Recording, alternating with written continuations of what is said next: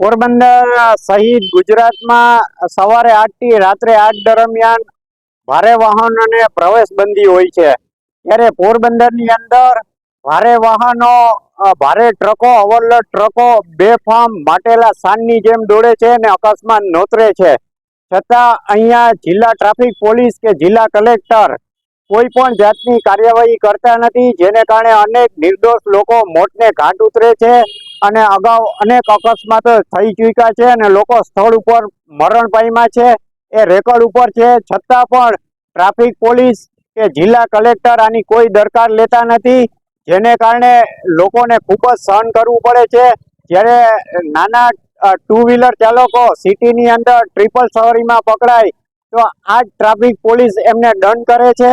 જ્યારે ઓવરલોડ ટ્રકો સામે કોઈ પણ જાતની નક્કર કાર્યવાહી કરવામાં આવતી નથી, જેને કારણે નિર્દોષ લોકો મોતને ભેટે છે. જેથી જિલ્લા કલેક્ટર અને જિલ્લા ટ્રાફિક પોલીસ આ બાબત તાત્કાલિક વહેલી તકે યોગ્ય કાર્યવાહી કરે એ નાગરિકોના હિતમાં ખૂબ જ જરૂરી છે.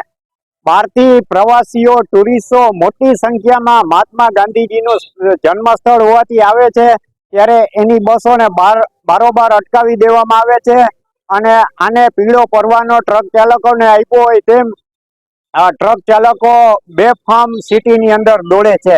એ ખૂબ જ ખેદજનક બાબત છે. પોરબંદર કલેક્ટર સાહેબના 2010ના જાહેરનામા મુજબ પોરબંદર શહેરની અંદર ભારે માલવાહકોને નો એન્ટ્રી આપવામાં આવેલ છે અને આ જાહેરનામા દરમિયાન પોરબંદર કમલાબાગ, છાયા ચોકી, 4 રસ્તા, વીરભનુની ખાંભી ત્યાંથી માલવાહક વાહનો પસાર થઈ શકે છે. પરંતુ હાલ થોડા સમય પહેલા એક અરજદારના અરજી કરેલ અરજદારે તે અનુસંધાને મહેરબાન એસપી સાહેબના આદેશ મુજબ જાહેરનામાની પ્રપોઝલ તૈયાર કરી અને મહેરબાન કલેક્ટર તરફ મોકલવામાં આવેલ છે.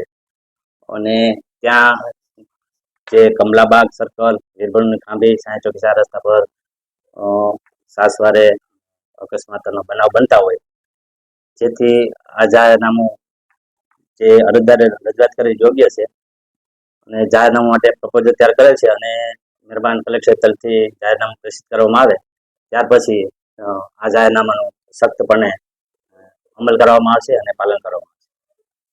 એ નરસંગ ટેકરીથી ધરમપુર બ્રિજ, ઓવરબ્રિજ થઈ અને દાદીમાના દેશીપાણા થઈ અને જે બિરલા ફેક્ટરી જતા માલવાહક વાહનો છે તે દાદીમા દેશીપાણા થઈ અને બિરલા ફેક્ટરીમાં જઈ શકશે. વીરભનુની ખાંભી છે ત્યાં સુધી આવી શકશે.